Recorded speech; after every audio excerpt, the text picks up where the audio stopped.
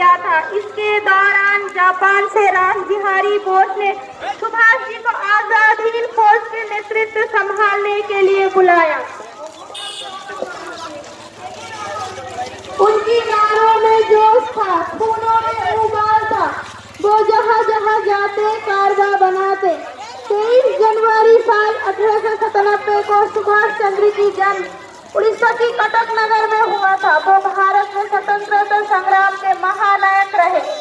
नेताजी ने जय हिंद का नारा दिया। उनकी अवसरणीय योगदान का देश आज भी कर्जदार है।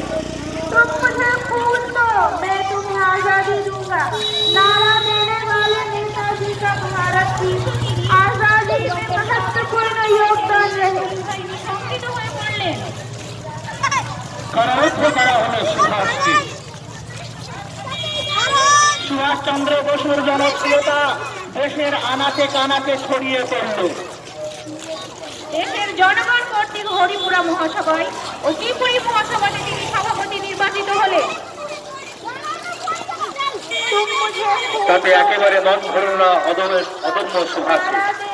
তিনি কংগ্রেসের সভাপতির পদ থেকে ইস্তফা দিলেন।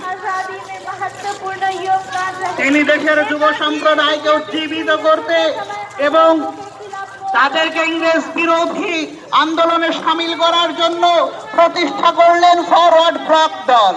শুরু হলো তার ব্রিটিশ সরকারের বিরুদ্ধে এক তুমুল আন্দোলন। বিদেশি ইংল্যান্ড বর্বর শাসকরা ভীত সন্ত্রস্ত হয়ে সুভাষকে কারাগারে প্রেরণ করলেন। তিনি অদম্য সাহসকে সংযত রাখতে পারলেন না।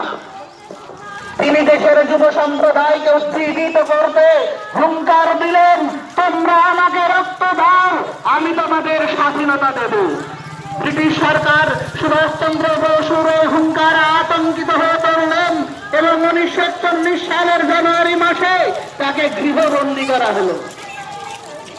ব্রিটিশ পুলিশ বাহিনীকে বোকা বানিয়ে ছদ্মবেশে পলায়ন করলেন Germany.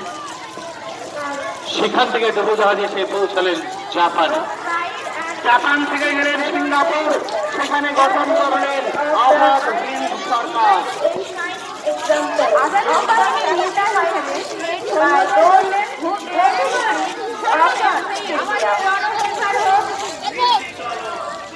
Netaji Subhash Chandra Bose's contribution extended beyond the battlefield. His vision for a long and self-reliant India manifested in the form of the Azad Hind government. The formation of the provisional government of Free India in Singapore on October 21, 1943 marked a historic moment in our struggle for independence.